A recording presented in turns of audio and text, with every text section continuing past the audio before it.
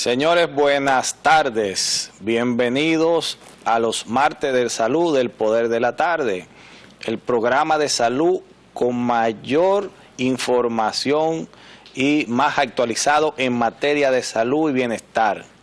Y en la tarde de hoy, por supuesto, me encuentro con mi compañero, el señor Pedro Ángel. Don Pedro, bienvenido sea, ¿cómo se siente? Yo veo que usted cada día está más joven. Usted sabe que yo duermo en un freezer con mucho hielo. Usted se mantiene bien. Yo no le voy a preguntar la edad porque yo creo que no sería prudente, pero la verdad es que usted se mantiene muy bien. No, yo duermo en un freezer como Drácula, que dormía en un ataúd. ¿Usted no practica ningún tipo de deporte, don Pedro? Bueno, el deporte es estar en paz. Estar en paz. Y yo nada más sufro de una alergia. Soy antialérgico de eso. Usted sabe que a las mujeres pelionas. ¿Usted no es casado? No. Pero yo soy alérgico a las mujeres pelionas y eso es lo que más envejece, una mujer peliona al lado. Entonces yo duermo en un freezer de hielo, como Drácula, que se levanta el sotado, yo un freezer de hielo, y soy alérgico a las mujeres pelionas. Esa es la pócima que yo le doy a todo el que quiere salud. Bueno, ya lo saben, señores, el secreto de don Pedro Ángel para mantenerse joven y fresco como se ha mantenido todos estos años. Señores, hoy es martes de salud, tenemos un contenido muy interesante con invitados muy variados y diversos para tratar asimismo temas variados y diversos en materia de salud. Y un detalle importante es que, bueno, los números de dengue, que yo sé que es algo que preocupa a la población, ha ido disminuyendo en todo lo que es la provincia de Santo Domingo. Sin embargo, hemos visto un incremento a nivel de las áreas ya de provincias que son periféricas o áreas rurales, y en Asua se ha detectado unos brotes de dengue en Pedernales, en Jimaní y en la zona fronteriza, que hacemos un llamado a la población. Creo que, si no me equivoco, el martes pasado estuvo un experto aquí, epidemiólogo, hablando de dengue. De igual manera, si quieren refrescar el tema de prevención de dengue, pueden entrar a nuestro canal de YouTube, poner el Poder de la Tarde, martes de salud, y van a poder ver todos los programas que ya se han realizado anteriormente. Pues ven el programa del martes pasado, donde van a tener información fresca de cuáles son las medidas preventivas que deben llevar con relación a este brote de dengue, que para la fecha todavía se ha mantenido. Pensábamos que para esta fecha ya no iba a haber tantos problemas con eso, pero todavía hay ciertos casos. Y siguiendo con el contenido de la tarde de hoy, los voy a dejar con don Pedro Ángel, el hombre más informado en materia de salud de la República Dominicana y del mundo. Don Pedro, cámaras son suyas. Bueno, muchísimas gracias, doctor Héctor López. Y usted sabe que, aunque ha salido mucho en la prensa y todo lo que tiene que ver eso, pero hay que hablar de turismo de salud. Señores, la semana pasada, durante 2 días, se celebró en el país el evento más importante en Centroamérica, Caribe, de turismo médico, turismo de salud. Hay que hablar de eso porque, entre otras cosas, ahí se presentó un estudio que presentó un estado de situación de cómo vamos nosotros en ese nicho, como país, como marca país, con relación a nuestros competidores y demás. Y también ahí hubo otra actividad importantísima. Ahí al cierre se produjo un desayuno con inversionistas donde proyectos fueron presentados a entidades financieras para en procura de conectar sinergias tanto en la parte del proyecto elaborado como financiamiento. Y ahí se presentaron 6 proyectos importantes, de los cuales 2 estuvieron relacionados con el wellness, con el tema de bienestar, uno con un tema de ortopedia y otros con centros médicos de salud, tanto en la capital como en el interior, y fueron presentados ahí a los inversionistas, a los bancos y demás, a ver si definitivamente se insertan en los esquemas de aporte de más camas más atenciones ambulatorias y demás. Pedro, fueron 18.000 millones de pesos en proyectos presentados.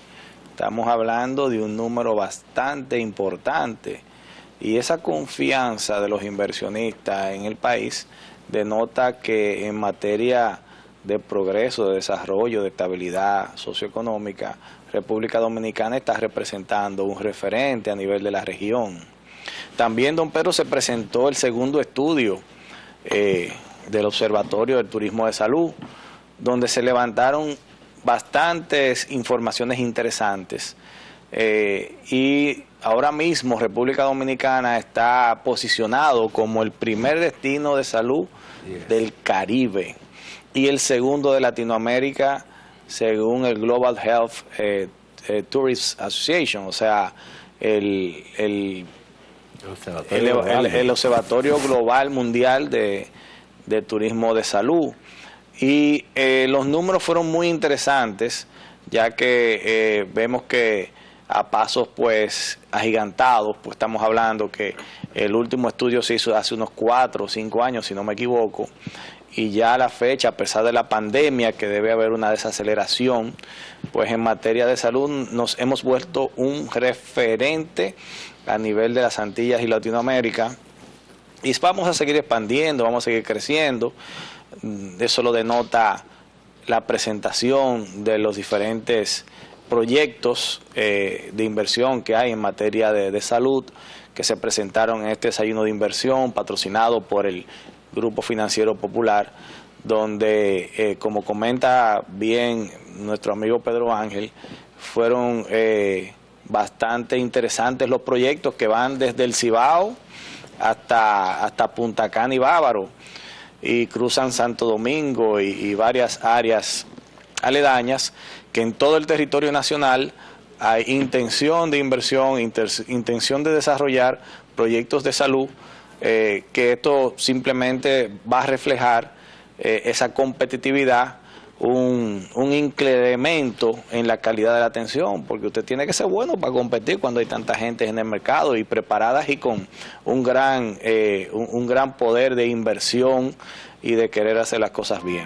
Así es, doctor, y aunque ha estado saliendo en la prensa toda esta información, pero vamos a dar una especie de resumen de lo que ha contenido ese estudio que se realizó, donde se analizó nuestro nicho, marca país, y a continuación les damos algunas informaciones. Ese estudio determinó que el país en el año 2002 generó 1.300 millones de dólares en divisa por el turismo de salud, turismo médico, con la llegada de turistas que representaron el 3.7% del universo de turistas que vienen a República Dominicana. Los principales pacientes internacionales que llegaron a Dominicana están los servicios, procuran los servicios odontológicos, principalmente, a propósito de que tenemos aquí una especialista en odontología. También están los servicios de cirugías plásticas, y por ahí se van ortopedia y demás. Otros números que se destacan en el estudio es que el turismo médico dominicano tiene un potencial de crecimiento de hasta 40% de aquí al 2005 y de 60% al 2025 y del 60% al 2030.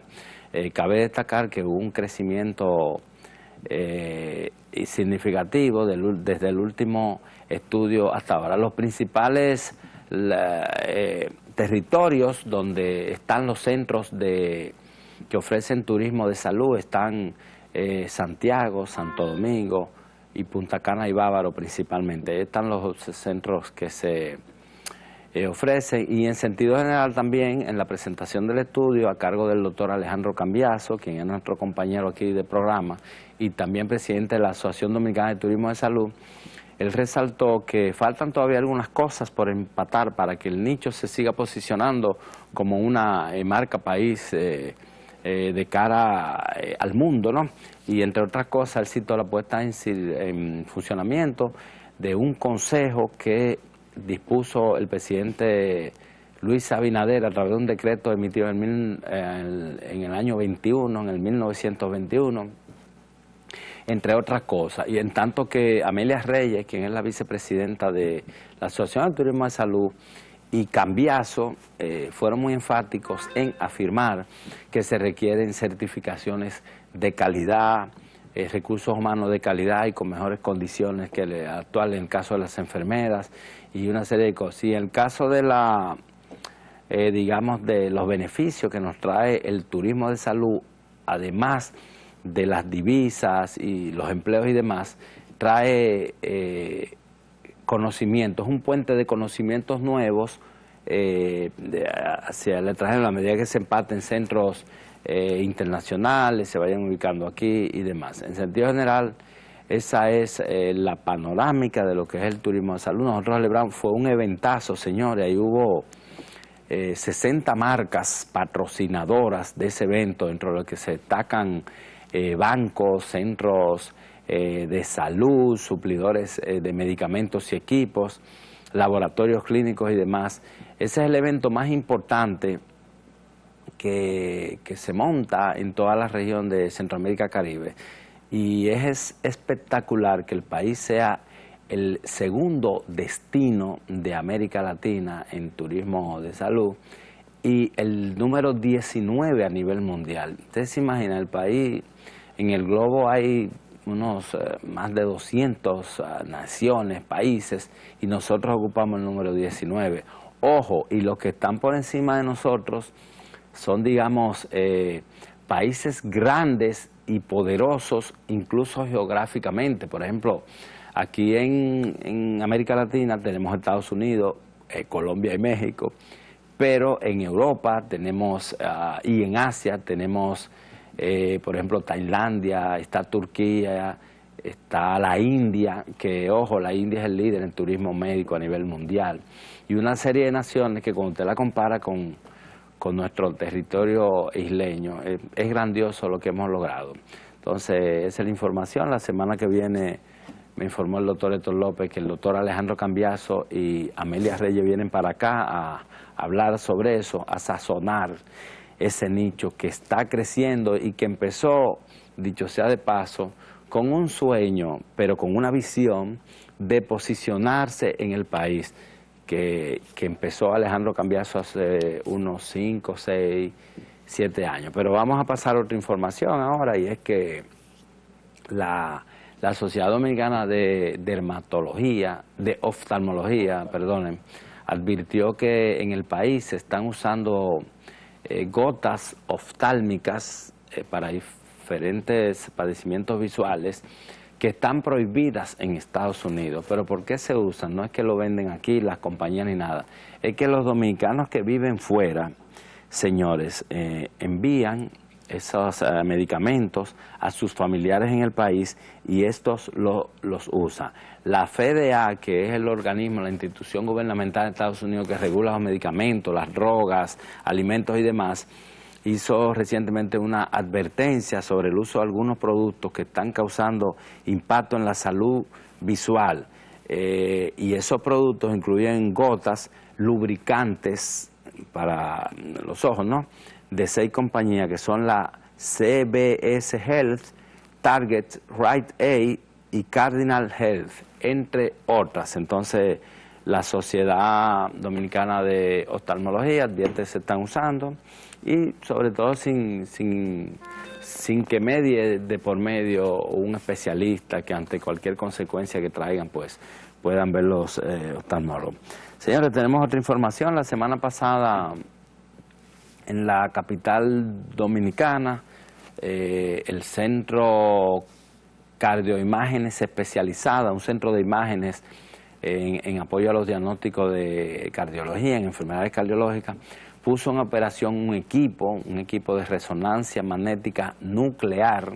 Recuérdense del hombre nuclear, resonancia magnética nuclear, que entre otras ventajas permite tratamientos más claros, precisos y rápidos para apoyar diferentes enfermedades cardiovasculares y otras. El Centro Cardioimágenes Especializada está ubicado en la calle Club Escao del sector Naco. Allí estuvimos, que nos invitaron a al lanzamiento de ese equipo y bueno, pudimos ver ahí de cerca todos los detalles. Y finalmente, recuérdense que mañana son las elecciones del Colegio Médico Dominicano, se van a celebrar durante todo el... Mañana estamos a 8, doctor, ¿no? Mañana estamos a 8, sí.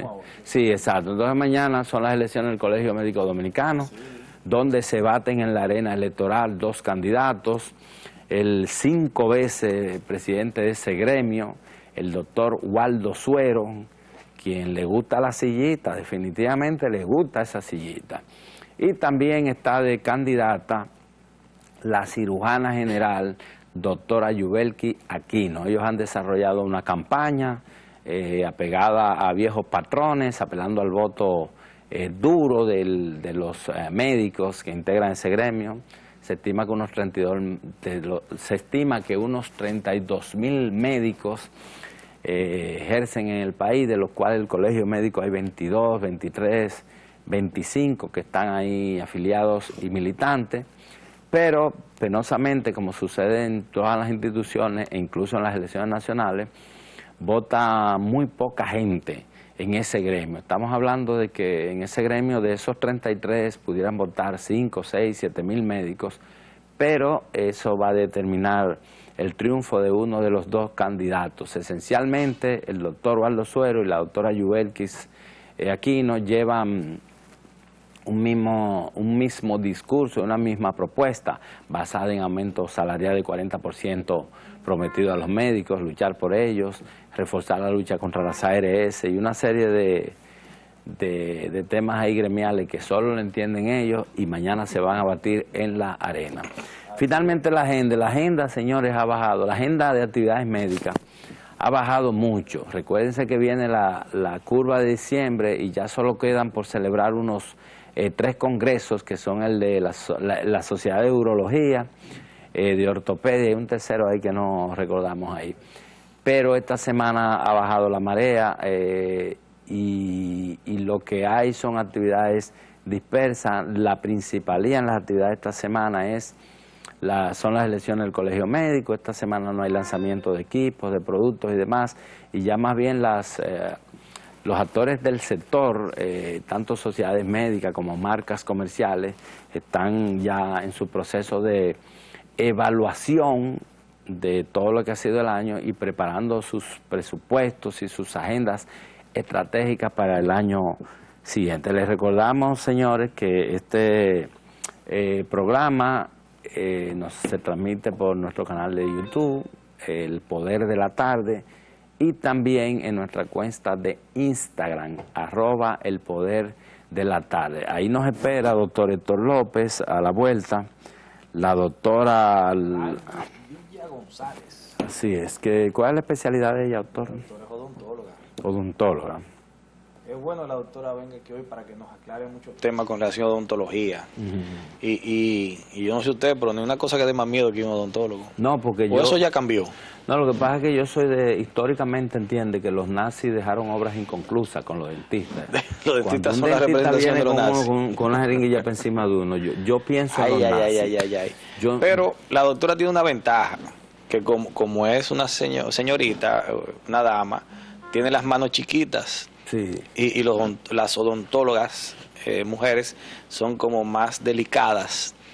Pues te imaginas un hombre odontólogo con unos dedos así como los míos tan gruesos, andándolo en la boca a uno. Doctor, eso es muela. Cuando usted ve un odontólogo encima suya con una jeringuilla, ahí no hay sublimidad, y ahí no hay nada que valga, amor femenino, ahí no vale nada. Ahí no hay nada. Usted lo que ve ahí es a Mengele. No, y uno va donde una odontóloga y uno se hace de que el guapo, porque uno es el hombre. Sí. Entonces uno dice que no le duele, pero ya usted sabe. Bueno, esas son de las cosas que la doctora va a venir aquí ahorita y va a hablar. También tenemos un nefrólogo, doctor. Tenemos un nefrólogo, tenemos doctor Juan José Pérez. Juan José Pérez es nefrólogo de muchos años de ejercicio, muy especializado en temas de diálisis y demás. Así que los pacientes que están ahí en sus las pantallas, con temas de los riñones, con procesos de diálisis, ahí lo tendrán para consultas gratis. Doctor López. Bueno, yo creo que esta semana tampoco se ha querido ir el calor. Es increíble cómo el calor está todavía presente, y usted se está tomando sus vasos de agua como dice don Luisín que debe tomárselo. Yo ayer me tomé como 8 vasos de agua, doctor. Eso es bueno, ¿no? Eso es bueno, definitivamente es bueno. bueno. Yo bebo mucho. Ya que no llueve, vamos a bebernos el agua, porque no hay de otra, porque no está lloviendo. Y esos cambios climáticos vemos cómo influyen directamente en los brotes de enfermedades. Y por eso es que vemos que el dengue todavía persiste, ¿eh? Está la gripe al pecho también. Como andan esos procesos virales que van pues de la mano, y a veces lo confunden con dengue. Y entonces ven esos hospitales abarrotados y a todos ya lo diagnostican de dengue. Como la prueba es un poquito más compleja, pues realizarla y un poco costosa. Y entonces ahí hay un sesgo con relación a las estadísticas en dengue. Sin embargo, definitivamente este cambio climático ha impactado mucho en los procesos de enfermedades, y más en el país, y enfermedades ya erradicadas que han empezado a brotar de nuevo, a salir de nuevo, y más en las zonas fronterizas. Otro factor importante, que hemos visto una disminución en la cantidad de pacientes extranjeras que dan a luz en los hospitales, después que está el tema de la frontera, que eso ha sido también, desde el punto de vista de volumen, ha mermado un poquito. Es un alivio para el presupuesto nacional. Para el presupuesto nacional es exactamente un buen alivio. Ojo, sin ánimo de que República Dominicana siga siendo la nación solidaria que históricamente ha sido, no solo con Haití, sino con los demás países, porque hay que resaltar que el sistema sanitario haitiano, si es que lo hay, está colapsado, y nosotros, que tenemos un país políticamente muy estable, una democracia solvente, una economía siempre en crecimiento, y tenemos un sistema sanitario que, aunque todos los días vemos en la prensa las críticas y las demás, pero es un sistema sanitario, 1, que tiene muchas camas, 2, que es muy eficiente, y 3, que la mayoría de la población dominicana, alrededor del 90%, es así, está afiliada a una ARS, lo que indica, una aseguradora de salud, lo que indica que tenemos acceso. Entonces, ojo, sí, exacto, la menor asistencia a pacientes extranjeras que cruzan la frontera es un alivio del presupuesto nacional. El 20 o 30% del presupuesto en atención a parturientas se va en atención a extranjeras, sobre todo a Haití, y hay que comprender, el país hermano está colapsado, y bueno, ¿para dónde tienen que coger a atenderse, a parir y demás? No, y que nuestro sistema de salud, independientemente de si tienes recursos o no, va a recibir la asistencia. Así es. Y sales del hospital tampoco sin una cuenta, porque en Estados Unidos lo vemos con cierta frecuencia, que tú recibes la asistencia, pero quedas con una deuda. La mandan por correo, la mandan por WhatsApp, algún lado, todas las vías. Le llega a la dirección donde, si tú estás de visita, te estás quedando, el recibo y la factura. Sí, aunque sean hospitales públicos. Aquí no, aquí la gente va y no le Aquí el servicio definitivamente es un servicio que, cuando el paciente no tiene posibilidades económicas, recibe su atención gratuita, y igual que si fuera un paciente que tuviera recursos. Que ese es digamos que lo interesante de un sistema de salud donde se financie los recursos, y que hay una equidad, y que por supuesto el que tenga posibilidad de pagar, que pague, pero el que no tenga capacidad de pagar, que ese pago que hizo, ese que pudo pagar, se puede utilizar para poder brindar atención al que no puede. Y por eso es que hay que incentivar mucho a que de alguna manera todo el que pueda tener acceso a un sistema de aseguramiento en salud, pues que se incentive. Además de que es una seguridad por el hecho de que recibes la atención y tú pagas una cápita mensual, no es lo mismo que llegue el momento en el cual no tengas esa ese privilegio o ese beneficio y tengas que buscarlo de tu bolsillo, en dado caso de que pase una situación inesperada. O sea que es importante que todo el que pueda suscribirse a un sistema de aseguramiento de salud, pues que tome esa iniciativa, Pedro. Doctor, antes de irnos a la pausa, usted sabe que yo ya estoy en la etapa del ser humano en que somos viegenial, porque hay centennial, millennial, pero ya yo soy un viegenial. Y a mí me está doliendo la rodilla, doctor. ¿Le está doliendo la rodilla? ¿Qué es eso? Eso puede ser ácido viejúrico, pero defíname clínicamente por qué las rodillas pueden doler. Bueno, una característica, digamos que muy frecuente de los dolores de rodilla que no son traumáticos, o sea, que usted no se da un golpe, okay, va muy asociado a lo que se conoce como osteoartrosis, que es un proceso degenerativo de la articulación, muy asociado a la edad.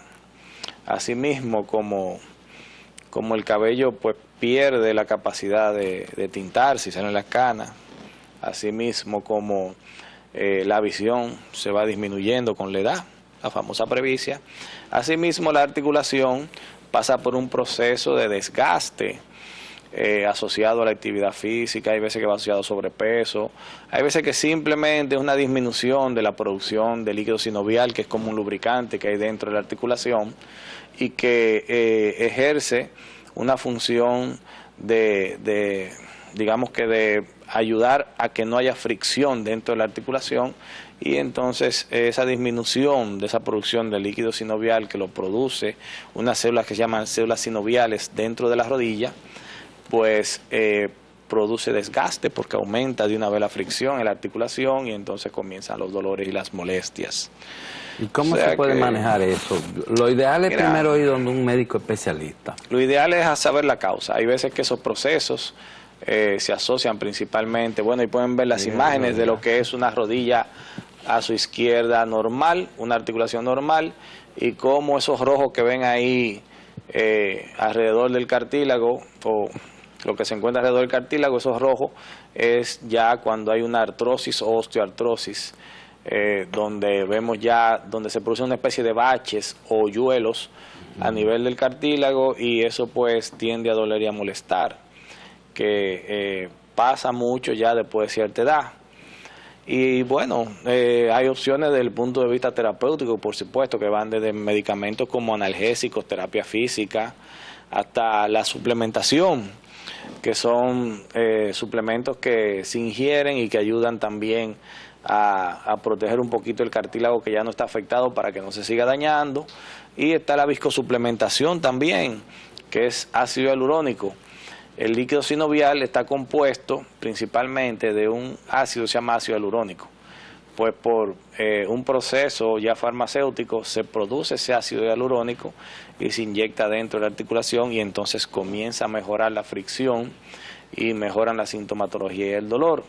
Ya a una etapa más avanzada, pues ya pasa a un procedimiento quirúrgico que se llama reemplazo articular. Doctor, usted me está asustando. No, pero tú no estás a ese nivel todavía. Además, usted me está diciendo viejo, porque todo asociado a la edad, usted me está diciendo viejo, doctor. Bueno, pero y además me está asustando, o sea que hay que operar también. En dado caso de que el proceso vaya ya avanzado y que traiga como consecuencia una limitación funcional importante, se procede a hacer un reemplazo articular, que es cuando se sustituye la articulación, todos los cartílagos, por unos componentes de metal. Doctor, y déjeme hacer una pregunta. ¿Y qué puede provocar, aparte de todo lo que usted ha explicado, qué puede provocar, digamos, una intensificación de dolor? ¿El frío, el calor, la brisa? ¿Qué puede en realidad intensificar, lo que intensifica el dolor en estos procesos es la actividad física? La actividad física. Sí, porque ya no, los cartílagos son los que se encargan de que cuando uno mueve la articulación no haya dolor ni molestia, porque es una superficie lisa que se va deslizando dentro del líquido sinovial y dentro de la articulación. Cuando ya se pierde esa integridad, ya el dolor comienza a sentirse. Sí, doctor, sí. Y usted sabe que hay vehículos automáticos y mecánicos sincrónicos, como le dicen en otros países. Exactamente. Yo pienso que ¿el uso de vehículos mecánicos puede incrementarse? Porque yo uso mecánico y me duele cada vez más, ¿no? El vehículo mecánico, bueno, por el enclochado. Sí, exacto. Ese movimiento de enclochado tiende a producir cierto tipo de fricción. Sí. Y más, lo que da más ese enclochado es una entidad que se llama condromalacia. ¿Qué es eso? Que es un debilitamiento del cartílago de la rótula o la patela, que es el huesito delante, como le dicen popularmente la babilla. Entonces ese dolor es muy característico porque es un dolor que ocurre con el encrochado, es un dolor que ocurre al subir o bajar escalones, es un dolor que ocurre cuando tú duras mucho tiempo sentado y te vas a parar.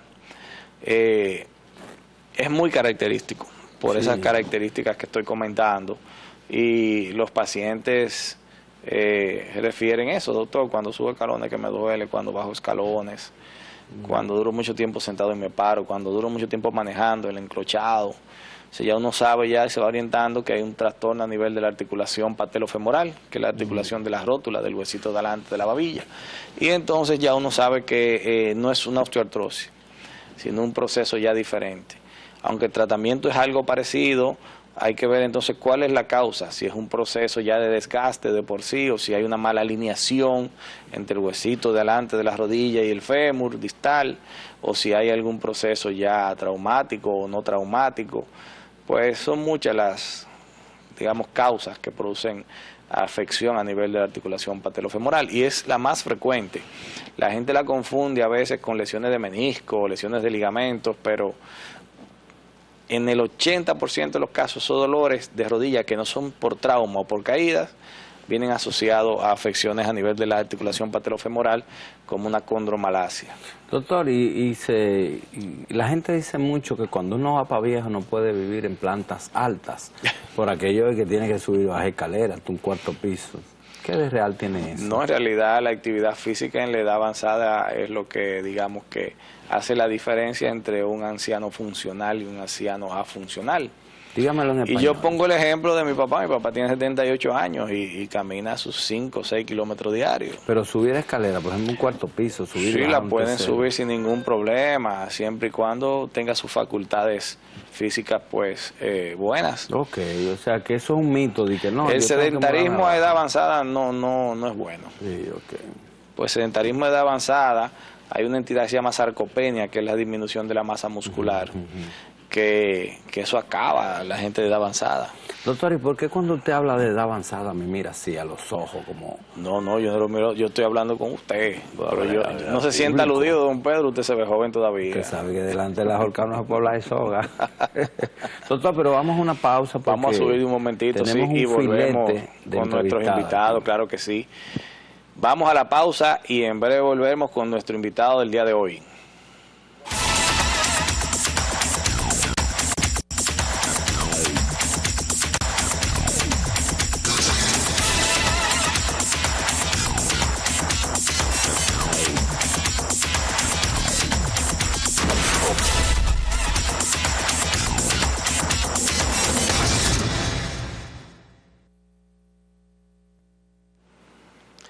Este es el poder de la salud, agradeciendo a todos su sintonía. Sigan ahí en esa televisión, porque la verdad que ahora que va a empezar el contenido interesante de este programa. El día de hoy tenemos a la doctora Angie Villa González, odontóloga, periodontóloga, implantóloga dental. Hoy vamos a hablar, doctora, del tema implantes dentales, avances de la odontología dominicana. Doctora, bienvenida, gracias por su presencia el día de hoy. ¿Cómo se siente? Muchísimas gracias, muy bien. Gracias a ustedes por esta distinción de invitarme. Quiero agradecer al doctor Alejandro Cambiaso y a ustedes también por tenerme aquí presente. Y quería aprovechar la oportunidad para agradecer a una persona muy especial en mi vida, que es el doctor Santiago Jacín, director actualmente ejecutivo del ARS Senasa, quien ha hecho posible que conozca al doctor Cambiaso y que siga desarrollándome en este sentido y aportando a la sociedad desde el punto odontológico. Doctora, ¿qué es un implante dental? Que vamos a hablar de eso. Interesante pregunta. Un implante dental es una estructura un componente protésico que alberga un diente que a un paciente le falte o carezca.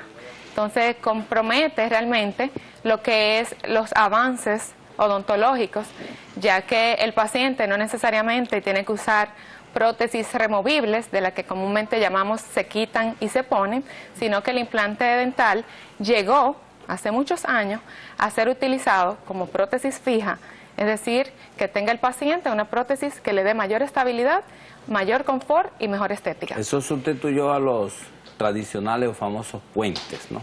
Bueno, pudiera llamarse, aunque cada elemento dentro de la odontología cumple una función. Nada es totalmente abolido. O sea, como bien pudiéramos desarrollar como plan de tratamiento un puente fijo, sin implante, bien pudiéramos aportar la planificación a través de los implantes también. Okay. ¿Y qué es un implante bueno y un implante malo? O díganos los diferentes tipos de implantes que hay. Bueno, en implantología existen diferentes calidades de implantes, como existen en todos los productos que existen realmente en el mundo. Pero está en nosotros como especialistas elegir no solamente la calidad del implante y el diseño, sino el que se adecue más a la necesidad de cada caso. Es decir, cada paciente, cada plan de tratamiento conlleva un sinnúmero de estrategias, de protocolos, que dentro de ellas está la elección de un correcto material basado en la necesidad propia del paciente. Doctora, ¿y de qué depende el éxito o el fracaso de un implante dental? Sí, doctor, excelente pregunta. Realmente el éxito de un implante se sustenta en una correcta planificación, en el reconocimiento de la historia clínica del paciente, el saber frente a qué paciente estamos, el darle la oportunidad al paciente de contarnos como especialista quién es, de qué sufre, cuáles son sus antecedentes, cuáles son hasta sus experiencias pasadas, que nos permitan a nosotros como especialistas brindarle no solamente un buen tratamiento rehabilitador, sino una buena experiencia profesional. Doctora, yo quisiera saber con relación al término odontólogo, estomatólogo, dentista, ¿qué diferencia hay? Realmente obedece a nuestra propia identidad, o sea... Es lo mismo todo. Es lo mismo. Hay terminología como la estomatología, que viene ofrecida en las titulaciones de diferentes universidades, una de ellas es la Pontificia Universidad Católica Madre y Maestra, y son terminologías que vienen desde países mucho más desarrollados que nosotros, como lo es España. O sea, en España se habla de estomatología. Aquí, por ejemplo, desde un origen se ha hablado de odontología. Y un término ya de manera coloquial, hace unos años ya casi se ha perdido la tendencia, es llamarnos dentista. Pero todos están correctos. Pero estomatología es como de estómago, ¿no? Sí, estomatología obedece a lo que es totalmente la entrada o la cavidad donde se inicia el trayecto de lo que es el aparato digestivo. ¿Y qué tiene que ver el aparato digestivo con las piezas dentales, por ejemplo? Bueno, es una muy valiosa pregunta. Realmente, cuando hablamos de estructuras dentales, hablamos de los dientes, tienen diferentes funciones los dientes. O sea, no solamente obedecen a una función estética, a una función agradable, a un aspecto social, sino que tienen una función de ocluir. A través de ellos podemos masticar, triturar los alimentos, llevarlo en la mejor composición a la hora de ser asumidos y digeridos por el estómago. Es decir, que todo lo que suceda en cavidad bucal es relevante a la hora de todo el proceso digestivo. Es como la puerta de entrada de los alimentos. Exactamente. ¿Y existe, doctor, alguna contraindicación para utilizar implantes dentales o todo el mundo la puede usar, no hay problema? Sí, claro que sí. Como todo procedimiento quirúrgico, existen contraindicaciones y existen alertas que debemos tomar en cuenta como especialistas. Una de ellas, la muy mencionada condición, que es la diabetes, y propiamente la diabetes no tratada. ¿Cómo así? ¿Y qué relación tiene la diabetes con...? Bien, un paciente diabético descompensado es un paciente que está más propenso a desarrollar infecciones. y está más propenso a disminuir el proceso de cicatrización o de coagulación. Por ende, a la hora de colocar implantes dentales, que es un procedimiento quirúrgico, que invadimos el tejido, invadimos el hueso, podemos estar favoreciendo a un riesgo de infección que pudiera desencadenar en compromisos mayores. O sea, un paciente diabético no puede ponerse un implante. Sí puede ponerse un implante si está totalmente estabilizado y si está llevando el tratamiento, sus protocolos y no está descompensado. Pero no tiene un tema ahí con la cicatrización. Per se, si está descontrolado, o sea, si es un paciente que hay que tomar en cuenta y hay que estar de la mano con sus médicos de cabecera para que nos autoricen a trabajarle, de acuerdo a cómo hayan visto la evolución de ese paciente, el cumplimiento con sus medicamentos, las analíticas correspondientes, que son las que nos van a ir perfilando si podemos o no. O sea, cada uno de nuestros pacientes, sobre todo los que son tratados en nuestras clínicas, deben de obedecer a un protocolo riguroso de analíticas donde nosotros como especialistas podamos saber si podemos tratarle o referirle previamente a los demás especialistas del área médica, ni siquiera del área de odontología en ese momento. ¿Y qué otras condiciones de salud pudieran ser contraproducentes al momento de poner un implante? Claro, existen otras condiciones de salud, como por ejemplo los pacientes con osteopenia y osteoporosis que han sido manejados con bisfosfonato, que es un medicamento que puede comprometer también la parte de condición ósea, siendo causante en muchas oportunidades de osteonecrosis. Es decir, que tenemos que tener una alerta muy importante, por eso hablé en un principio de la importancia de la historia clínica, así como también los hábitos como el fumar. O sea, un paciente fumador, un paciente que tenga consumos de drogas, un paciente con ciertos hábitos que puedan impedir una correcta higiene, un correcto seguimiento de un tratamiento, una visita recurrente al doctor, que crean un desequilibrio en ese individuo, pone en riesgo la estabilidad a presente y a futuro de esos implantes que han sido colocados sin una coordinación o sin una prevención adecuada. Mire, déjeme hacerle otra pregunta, que me estoy robando el show con relación al doctor Héctor López. Usted estaba allí antes de iniciar este blog. Usted sabe que el doctor López me dijo viejo por lo menos 10 veces. Y se me ocurre conectar este estado de envejecimiento y de senectud, de acuerdo con lo que me decía el doctor Héctor López. Claro que sí. Para preguntarle, ¿y hay una edad específica para los implantes? O sea, después de los 50, después de los 60, después de los 70 y hasta los 80, ¿la gente puede ponerse un implante? Claro que sí. Puede colocarse un implante siempre y cuando esté bajo las condiciones de salud que presenten estabilidad. ¿Y si tiene desgaste en el hueso, por ejemplo? Sí, es muy importante. O sea, si estamos frente a un paciente con una condición ósea específica de alguna deficiencia, debemos de tratar. O sea, existen mecanismos y herramientas como son la regeneración ósea que nos permiten adecuar un hueso que se ha perdido a través de los años, propio de la ausencia de esas piezas durante muchos años, nos permiten restablecerlo a través de procedimientos quirúrgicos previo a la colocación del implante. O sea, todo paciente, no importa la edad, lo que sí importa es la condición de salud per se de ese paciente. O sea, tenemos que velar por salvaguardar la vida de cada paciente. O sea, ver los implantes como una alternativa para una reposición dental, no como una alternativa para complacer al paciente. Ok.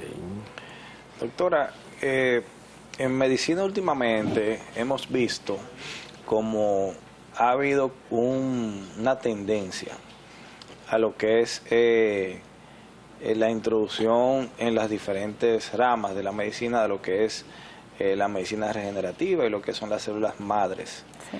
¿Hay algún tipo de tratamiento relacionado a células madres asociado a implantología? Bien, una pregunta que está en tendencia, porque justamente las células madres constituyen un aporte importante dentro de la medicina, y por qué no ser parte a través de la odontología para favorecer a nuestros pacientes. Realmente existen en la República Dominicana ya bancos de recolección de células madres dentales, las cuales son obtenidas a través de los incisivos y de los dientes deciduos de los niños, es decir, esos dientes que culturalmente conocemos como dientes de leche, que se han preservado, y también los terceros molares de adolescentes y de adultos también pudieran ser unos elementos importantes para tomar a través de la pulpa lo que son las células madre, que son las células que van a aportar a la regeneración propiamente de los tejidos si el paciente lo llegara a necesitar. Pero cabe resaltar que estos procedimientos de utilización de la pulpa de los dientes aún no está aprobado por la FDA hasta la última información que hemos leído. Lo que quiere decir que está sí presente la recolección, o sea, irle inculcando al paciente la importancia de preservar sus dientes según la necesidad. O sea, no es que vamos a extraer dientes para preservar porque sí, sino aquellos dientes que por razones ortodónticas sean indicados para extraer, aquellos terceros molares que también estén en mala posición o el ortodoncista indique su extracción, también sean conservados, para que en el momento que ya pudiéramos aplicar esta tecnología y este avance de la ciencia, tengamos entonces los pacientes con su banco realmente con condiciones para ser utilizados. Cabe resaltar que esas recolecciones se dan en el país, pero son almacenadas en los Estados Unidos. Allá es que son aisladas y mantenidas. ¿Se aíslan acá? Se recolectan acá, se recolectan acá, se envían y allá se aíslan y entonces cuando uno los necesita, lo envían hacia acá o algo así. Están aquí ellos, como tienen sus representantes. Cuando se va a hacer el procedimiento quirúrgico, se contacta una cita para que estén en el momento de la cirugía. Inmediatamente son extraídas las piezas, se colocan en su recipiente objetivamente para este tipo de tratamientos y ellos mismos se encargan de hacer todo el proceso. Oh, qué interesante, doctora. Interesante, ¿eh? Sí. Otro tema que quería preguntarle, doctora, con relación a que veo también una tendencia por parte de los odontólogos sobre el flujo digital. Sí. ¿Qué es eso? ¿Qué es el flujo digital y qué importancia o impacto representa en el tratamiento de los pacientes? Sí. Doctor, usted tiene todos los temas de tendencia. Realmente puedo valorar lo actualizado que está. Sí, verdaderamente el flujo digital es el avance que tenemos dentro de nuestra práctica diaria. El flujo digital permite eficientizar el proceso dentro de nuestra consulta diaria. Es básicamente la obtención de parte de los estudios tomográficos de esas imágenes ya emitidas por una tomografía adecuada, donde no solamente podamos ver las estructuras dentales, sino los compromisos con estructuras anatómicas adyacentes.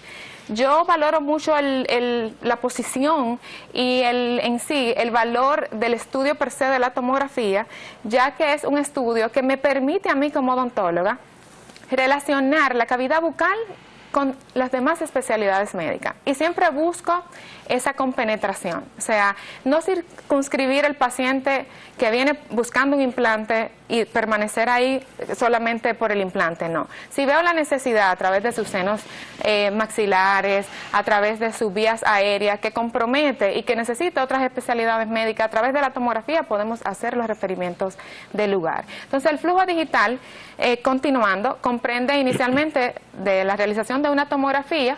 Agregado a esto también el escaneo, o sea, utilizamos un dispositivo que se llama escáner, a través del cual podemos visualizar completamente la boca de cada uno de nuestros pacientes. Estas imágenes son emitidas a un computador y son organizadas. Posterior a que estas imágenes estén en el computador, entra ya la parte del diseño. Depende del tipo de especialista. Por ejemplo, en mi caso, como implantóloga, lo utilizamos para diseñar guías quirúrgicas, que son las que nos dirigen las posiciones adecuadas de los implantes con relación a la posición tridimensional de los maxilares, tanto superiores como inferiores. Entonces, de esta forma, ya tenemos estudios tomográficos, imágenes 3D en nuestro computador, lo que nos va a permitir a presentarle los casos al paciente de una manera más didáctica, más rápida, más efectiva. O sea, cuando un paciente ve una imagen de su boca, de cómo está actualmente, y ve a través de los diseños que podemos desarrollar por los software, que también son parte del flujo digital, ve a dónde podíamos llegar con su caso, el paciente se motiva y podemos obtener una aprobación inmediata del procedimiento que antes tomaba varios días. Es como cuando van a construir un proyecto inmobiliario, perspectiva de cómo va a quedar. Exactamente, el paciente puede valorar y saber si vamos a cumplir sus expectativas, que es algo con lo que el odontólogo debe jugar diariamente, o sea, no es lo que yo desee hacerle al paciente. Tiene que estar en sintonía con la base científica de lo que podemos hacer, con lo que yo como especialista entiendo que debemos hacer, con las demás multidisciplinas que nos competen. O sea, como implantóloga yo no tengo la capacidad de dirigir totalmente el caso. O sea, como implantóloga yo tengo que regirme por un rehabilitador bucal, por un ortodoncista, de la mano con un endodoncista. O sea, como la odontología de hoy en día va de la mano con todas las especialidades dentro de la odontología, respetando siempre cada una de ellas y entendiendo que cada una tiene su lugar. O sea, yo también soy periodoncista, o sea, y la periodoncia constituye en el mantenimiento de una correcta higiene del paciente, que es la primera fase por la cual debemos abordar a cada tratamiento. Estamos, señores, desde el Poder de la Salud en la tarde de hoy con la doctora Angie Villa González, odontóloga, implantóloga dental, tratando el tema de implantología dental en República Dominicana. Y por lo que vemos, definitivamente ha habido un gran avance en materia de implantología, Pedro, porque vemos aquí temas tan interesantes y tan avanzados que me tiene sorprendido. Y dicho sea de paso... No, célula madre y todo, usted está hablando ahí. Claro, y el tema también relacionado a la parte de digitalización y planificación dental, que está bastante interesante. Pero también, como mencionamos a inicio del programa, la odontología es la primera causa de visita o razón de visita de los turistas de salud a República Dominicana. Así es. Eso fue lo que arrojó el estudio, y el estudio nos habla que es por mucho, o sea, el que está más cerca está todavía muy por debajo con relación a odontología, y la demanda de ese servicio, no solamente de aquí, de esta parte de América, sino de Europa, de los turistas de salud. Y doctora, ¿usted más o menos tiene algún conocimiento de cuáles servicios son los que más se están demandando en materia odontológica a nivel del país? Sí, realmente el paciente que viaja a nuestro país, según lo que hemos manejado hasta el momento, viaja para fines estéticos principalmente. O sea, el individuo de hoy quiere verse mejor, quiere sentirse mejor, pero también quiere estar en un lugar seguro, o sea, con capacitaciones que le correspondan realmente a lo que desea como resultado. La parte de implantes dentales también y la parte protésica. O sea, busca estética, pero también busca función. O sea, quiero verme bien, pero quiero también alimentarme bien y gozar de una comodidad y un confort a nivel de la cavidad bucal, expresado esto por los mismos pacientes que podemos recibir. O sea, que vienen buscando la calidad del servicio, pero también las comodidades asociadas al tratamiento que les sea, digamos, que más placentero. Sí, porque el hecho de, como hablamos, de ir al odontólogo de por sí, ya crea cierto tipo de estrés. Eso es un horror. Sí. Y bueno, señores, se me había olvidado comentarles, al pie de la pantalla pueden ver los teléfonos, cualquier consulta relacionada a odontología o implantología dental. Tienen los teléfonos ahí abajo para comunicarse directamente al estudio, consultas gratis con la doctora, hagan sus llamadas, la doctora Angie Villa, favor de ver los teléfonos ahí abajo y hacer sus llamadas. Doctora, y con relación a la población dominicana, ¿cuáles afecciones son las que más usted ve en materia de odontología? Sí.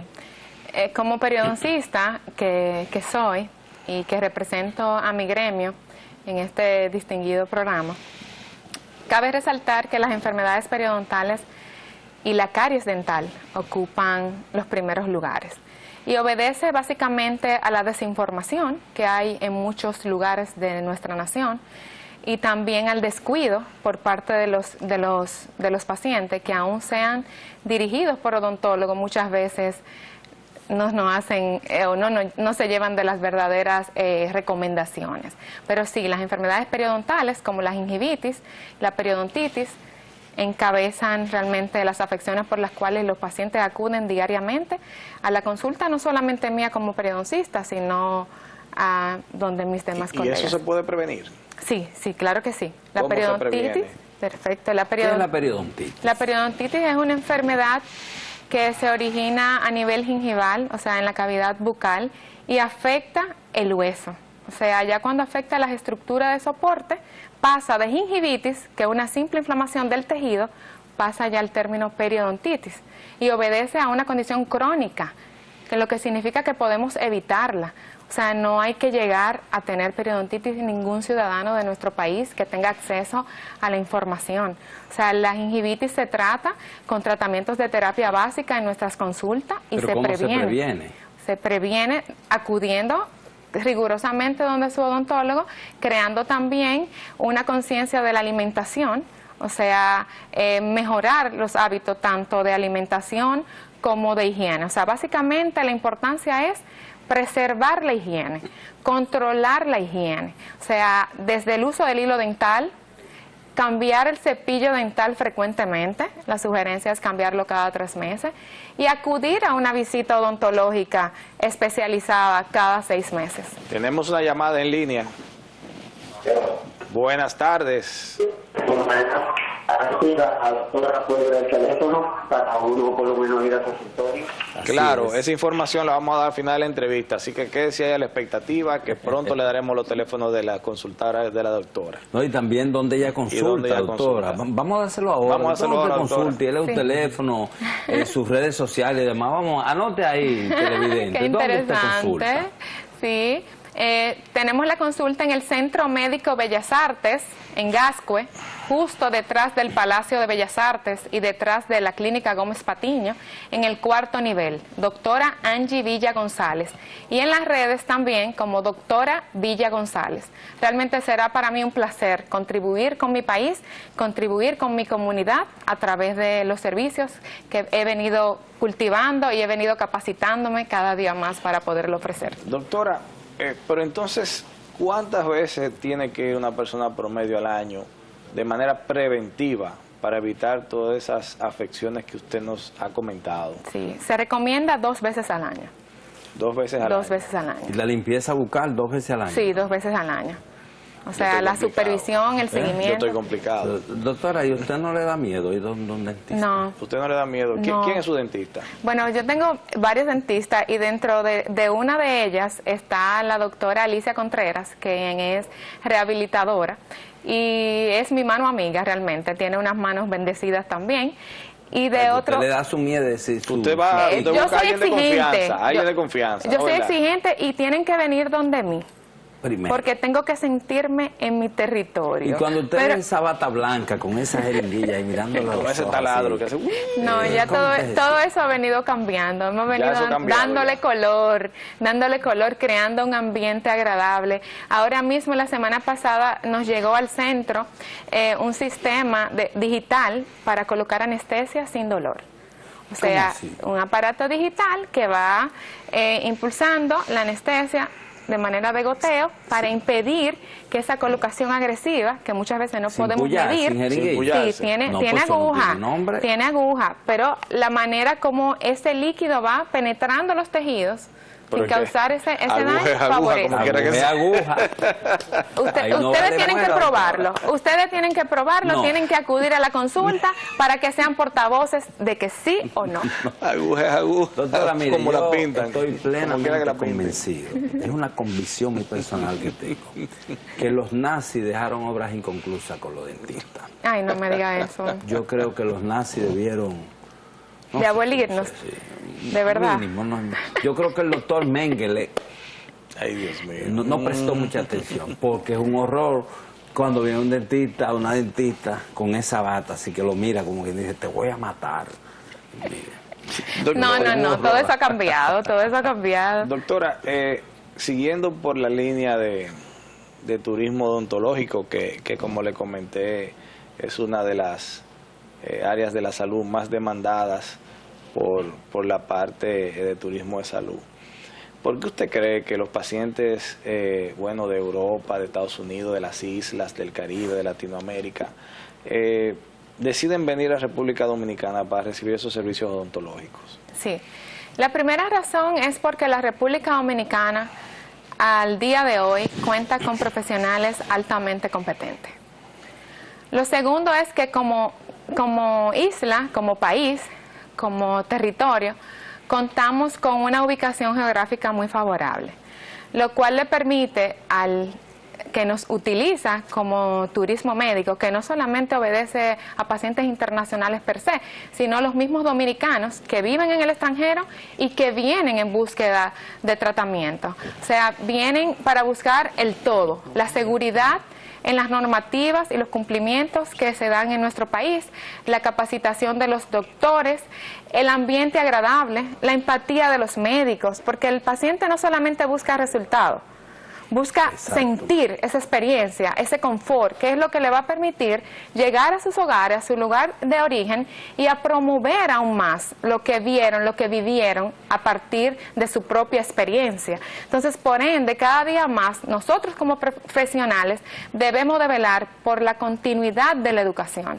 Usted me preguntaba ahorita que por qué me gusta estudiar tanto, y verdaderamente es porque cada día el sistema se vuelve más competitivo. El paciente de hoy es un paciente que exige, entonces el médico tiene que estar a la altura de las exigencias, no solamente de las exigencias internacionales, de las exigencias de nuestros propios pacientes en la República Dominicana. Los médicos, 7 años de universidad, 3 especialidades. Los médicos duran 20 años estudiando, doctor López. No, y cada vez se hacen más competitivos, que uno tiene que estar actualizado para no quedarse atrás. Totalmente. No, porque es que uno llega ya a un momento que uno no debe hacer ni un curso de macramé ya. Ni de macramé.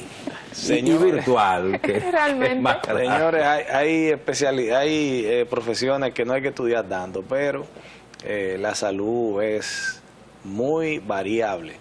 Y es como me decía un gran profesor mío, la gran verdad de hoy es la gran mentira de mañana. Pero la gran mentira de mañana va a ser la gran verdad de más adelante. O sea que hay que mantenerse actualizado, esto es muy cambiante. Pero hablando ya de la implantología, señores, estamos con la doctora Angie Villa, odontóloga y implantóloga dental. Pueden ver los teléfonos al pie de la pantalla, hagan sus llamadas. La doctora tiene proyectos de ampliación que vamos a hablar más adelante, pero ahora vamos a una pequeña pausa comercial para cumplir con los compromisos de los anuncios y volvemos.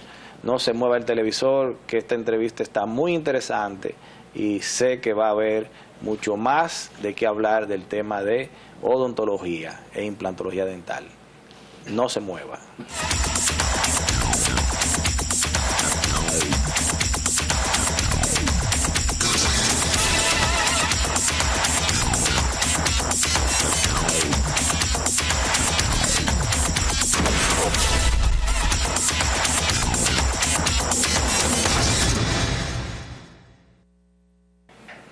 Muy buenas tardes a todos los televidentes del Poder de la Salud, su toque de queda los martes.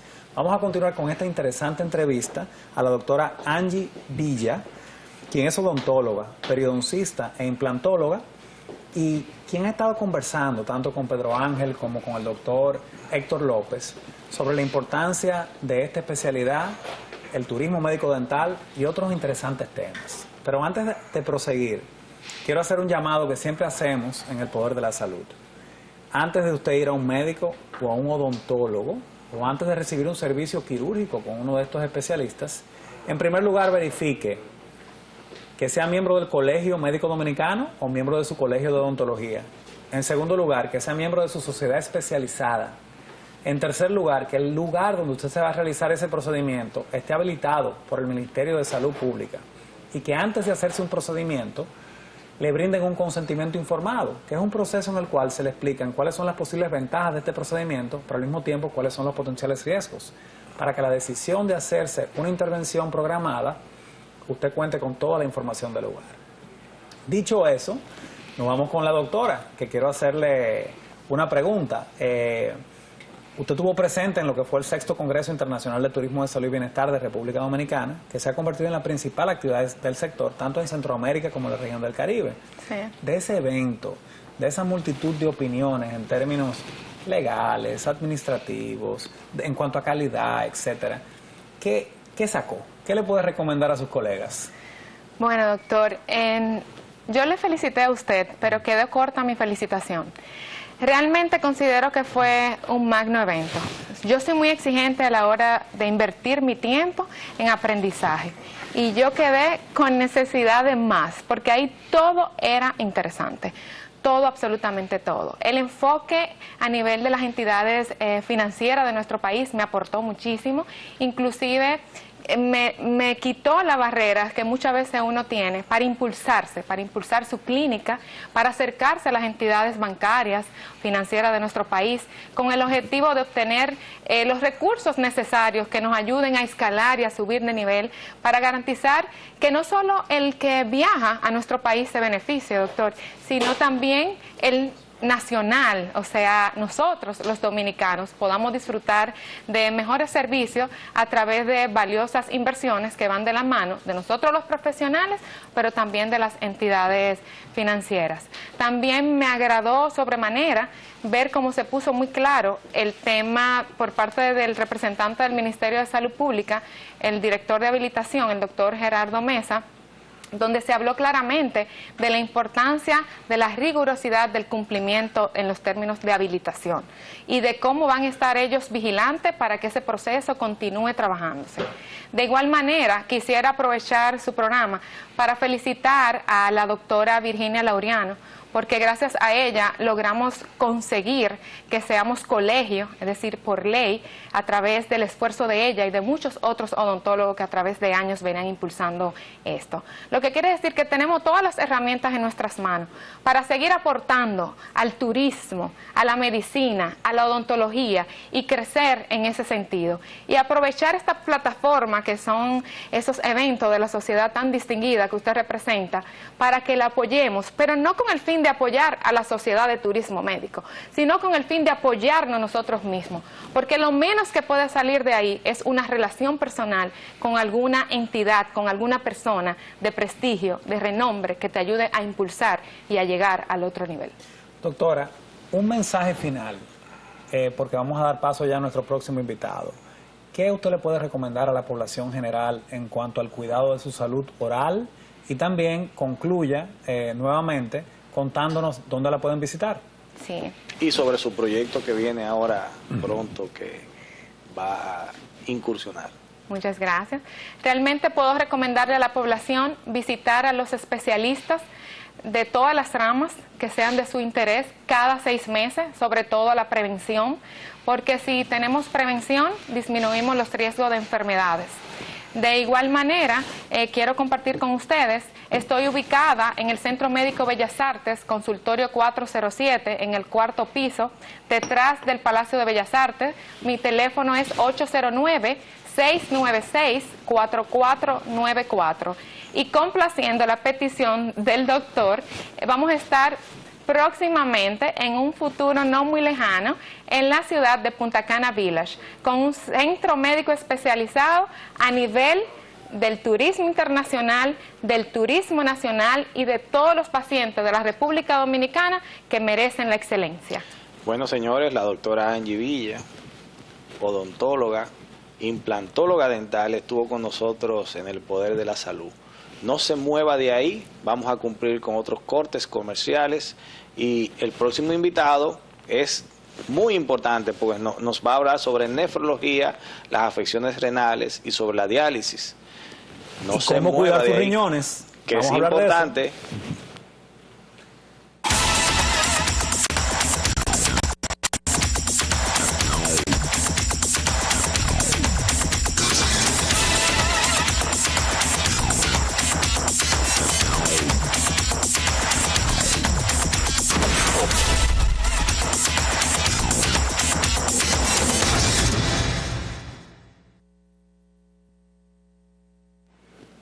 Muy buenas tardes nuevamente. Volvemos con una entrevista interesantísima con el doctor Juan José Pérez Díaz, quien es nefrólogo y con el que vamos a conversar en el día de hoy sobre la importancia de la salud del riñón. Todo lo que tiene que ver con nefrología, no solamente en términos de prevención, también en términos de tratamiento de enfermedades, cómo evitar llegar a diálisis, trasplantes renales, entre otras cosas. Pero siempre dicen que hay que empezar por el principio.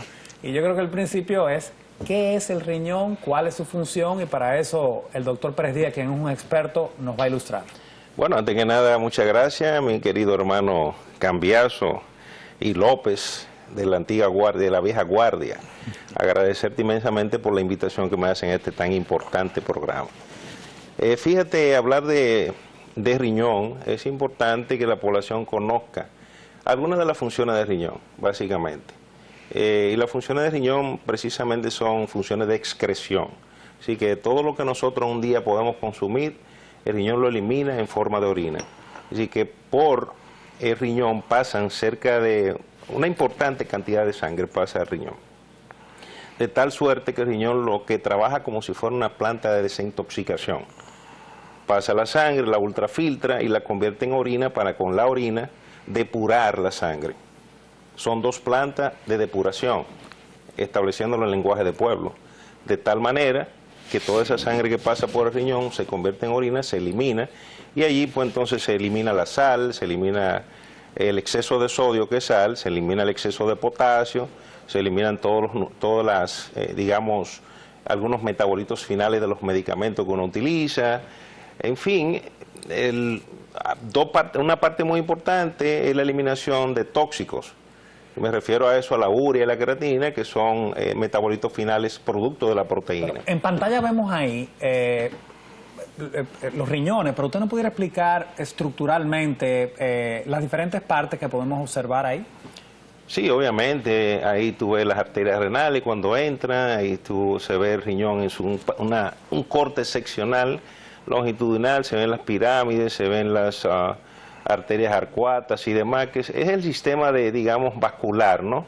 El sistema vascular que permite que la sangre pase a través de las arterias renales.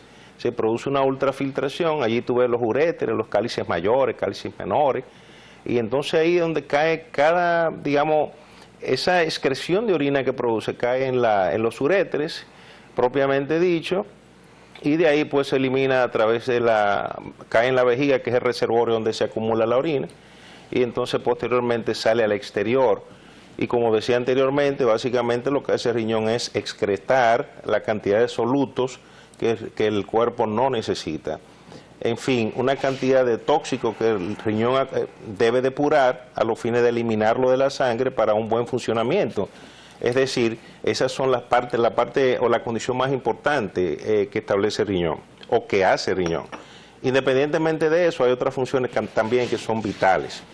El riñón, además de esto, pues se orienta mediante una hormona que es la renina, una prohormona que produce vasoconstricción y que controla la presión arterial. Por demás, también el riñón produce una sustancia que se llama eritropoyetina, y la eritropoyetina es la sustancia que produce o va al glóbulo, digamos, a la médula del hueso, y allí en la médula del hueso, donde se produce el glóbulo rojo, manda la información para que se produzcan más glóbulos rojos. Por consiguiente, tiene mucho que ver en mantener un buen hemograma, un hematócrito correcto y que no haya anemia. Asimismo, por demás, por ejemplo, el metabolismo óseo, el metabolismo de hueso, es decir, de calcio y fósforo, pues el riñón también interviene en ello, mediante digamos, la excreción de la 1,25 vitamina D3, que tiene que ver con el metabolismo del hueso. De manera que en ocasiones tú puedes tener un paciente que de buenas a primeras puede hacerte una fractura espontánea como un signo cardinal que te explica la probabilidad de que ese paciente tiene déficit de vitamina de la 1,25 de hidroxivitamina D3, es decir, de calcio. Como te das cuenta, son múltiples las funciones del riñón. Los riñones son órganos muy nobles que intervienen en todas estas funciones. De manera que cuando se produce el cese de las funciones paulatinamente del riñón, se va produciendo paulatinamente por algunas situaciones que voy a mencionar. Si hay algunas condiciones patológicas que traducen o producen el fallo renal crónico per se, que es de lo que queremos conversar. Básicamente, como tenemos todas estas funciones, cuando esas funciones cesan paulatinamente, pues se va produciendo lo que se llama el fallo renal crónico. El fallo renal crónico no es más, como reitero, el cese de todas esas funciones que anteriormente acabo de mencionar. La función de excreción de la orina se deteriora paulatinamente. ¿Y cómo nosotros podríamos darnos cuenta de esa condición? Porque conforme el fallo renal va avanzando de forma inexorable, es decir, que independientemente de cualquier condición, muchas veces el fallo progresa hacia el fallo renal crónico y terminal con requerimiento de procedimiento de sustitución de la función renal. Doctor. Sí, tenemos ahí, como pueden ver en pantalla, los números de teléfono. Estamos conversando con el doctor Juan José Pérez, nefrólogo de la vieja guardia, como él mismo dice, que tiene vasta experiencia en el tema nefrológico, así que hagan sus preguntas, llamen por teléfono, consulta gratis, llamen porque la consulta de doctor es cara y aquí se la vamos a dar gratis, así que hagan sus preguntas vía telefónica. Doctor, ¿cuáles serían, digamos que voz de alarma para uno pensar que tiene algún problema a nivel del riñón? Algo que sea como que el paciente sea fácil de que lo detecte, algo clínico. Sí, es una pregunta bastante interesante. Fíjate, ¿por qué es interesante? Porque en ocasiones el fallo renal crónico pasa desapercibido. No es hasta en etapas muy tardías de la patología o de la enfermedad que el paciente empieza a padecer síntomas. Y esos síntomas comúnmente se denominan como síntomas urémicos. Y los síntomas urémicos tienen que ver con la acumulación de urea y creatinina en todo el organismo. Por consiguiente, los primeros síntomas en aparecer en el fallo renal crónico son los síntomas gastrointestinales. El paciente hace náusea, hace vómitos, hace inapetencia o falta de apetito y consecuentemente pues ya se convierte esto con el devenir del tiempo y la progresión de la enfermedad sin manejo en lo que se llama un síndrome urémico, que no es más que una constelación de signos y síntomas como consecuencia de la uremia o la acumulación de esos tóxicos en la sangre. Me refiero a la urea, la creatinina y otros elementos que no han sido cuantitativamente establecidos, elementos tóxicos que no se cuantifican en los niveles por los laboratorios habituales. Todos estos síntomas pues van en progreso y conforme van progresando pues el paciente va presentando condiciones hasta que puede fallecer. Cuando el paciente llega al médico, llega ya con condiciones bastante, digamos, deplorables. Y entonces realmente ya lo que nos conviene o cuesta hacer es dializar al paciente, establecer el procedimiento de terapia sustitutiva de la función renal, como la hemodiálisis, la diálisis peritoneal y el trasplante de riñón. Entonces básicamente es muy importante establecer causas, porque si conocemos las causas que producen el fallo renal crónico, podríamos de buenas a primeras intervenir de manera oportuna para prevenir el progreso del fallo renal crónico. Doctor, hay muchas preguntas que han surgido por aquí en línea, aunque también están sus teléfonos al que todos los televidentes llamen para su consulta gratuita, pero en ese sentido, de una manera un poco rápida, porque tenemos varias preguntas, muchas inquietudes que han surgido. Me preguntan por aquí cuáles son los mejores estudios de sangre y de imágenes para verificar que mi riñón esté bien. Bueno, mira, es muy importante hacer un hemograma. Empecemos por un hemograma. Hace un momento establecía que hay una prohormona que se produce en el riñón, se llama eritropoyetina, y ella produce más glóbulos rojos. Por consiguiente, en un paciente con fallo renal crónico, la eritropoyetina termina disminuyendo en sangre y consecuentemente se produce una anemia que se conoce con el nombre de anemia normocítica normocrómica, donde el glóbulo rojo es normal en coloración y en tamaño, más no lo es en cantidad. Asimismo también tú puedes mandar a hacer una química sanguínea, como son la urea y la creatinina. Ya cuando tú tienes elevación de esos dos elementos en sangre, empiezan a elevarse paulatinamente, secuencialmente, pues tú podrías establecer que el paciente ya empieza a padecer una insuficiencia renal crónica o aguda, porque hay que determinar si es crónica, en ocasiones, porque hay dos apellidos para esa condición, o es crónico o es agudo. ¿Y cuándo es agudo y cuándo es crónica? Bueno, cuando es crónico, tú tienes un paciente que viene con una historia previa. Este paciente viene con hipertensión arterial de una evolución considerable, se establece que más de 10 años de padecer hipertensión arterial y consecuentemente pues te hace una insuficiencia renal crónica, lo que se llama una glomerulosclerosis hipertensiva.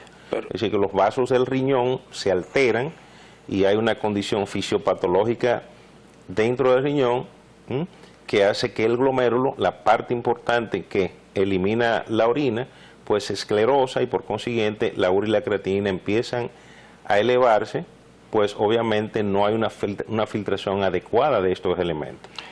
Asimismo, como tú haces urea y creatinina, hace también electrolitos, el calcio, el fósforo y el potasio, te hace entender también dentro de eso, ¿no?, que el paciente puede estar haciendo una insuficiencia renal crónica. Ahora bien, conviene también además saber que la insuficiencia renal crónica es gradable. O sea que tú puedes establecer los grados de la insuficiencia renal crónica. Cuando estableces los grados de la insuficiencia renal crónica, entonces tú puedes establecer, de acuerdo a los grados de la insuficiencia renal crónica, qué tipo de conducta debes tomar. Entonces, por ejemplo, la depuración, si alguien se la ha hecho, es una prueba donde se colecta la orina en 24 horas y se toma una prueba de sangre y entonces se hace la depuración, de tal manera que tú puedes decir si el paciente tiene una insuficiencia renal crónica en estadio 1, en estadio 2, hasta el grado 5, que ya cuando el paciente requiere tratamiento de hemodiálisis. Doctor, pero entonces a manera preventiva, ¿qué podría hacer las personas para no caer en un problema renal? Bueno, tú sabes que los hábitos son importantes. Y en ocasiones los malos hábitos, el alcohol, el cigarrillo, la pobre ingesta de agua y por demás, tiene mucho que ver en esta condición. Sin embargo, hay que tomar en cuenta que hay patologías sistémicas, como son la hipertensión arterial, como son la diabetes mellitus tipo 2 o tipo 1, en la cual el paciente, pues a pesar de que lleve su tratamiento, en algún momento puede hacer fallo renal crónico. Yo soy de la opinión que un paciente que en algún momento haga o se entiende que puede estar haciendo una insuficiencia renal crónica debe ser seguido en lo inmediato por un médico nefrólogo que es el especialista en el área. Asumo como de vital importancia también que los especialistas que ven pacientes con estas dos condiciones, como son la hipertensión arterial y la diabetes, pues de manera oportuna y a tiempo, pues digamos que manden al paciente, refieran al paciente de forma temprana al nefrólogo. Fíjate, dentro de los, digamos, de los análisis o analíticas que considero vital y que no mencioné anteriormente, es el examen de orina. Para poner un ejemplo, el examen de orina, tú valoras el sedimento urinario.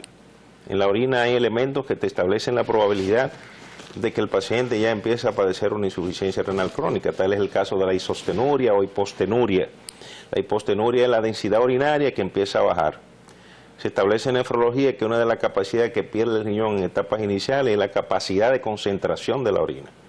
Y el hecho de que tú tengas una capacidad de concentración baja, con una elevación importante de urea y creatinina, establece esa posibilidad. Es el típico paciente que te dice, bueno, yo estoy orinando bien, orino mucho, pero desafortunadamente dice una orina clara.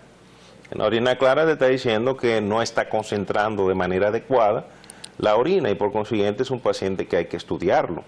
¿Me doy a entender?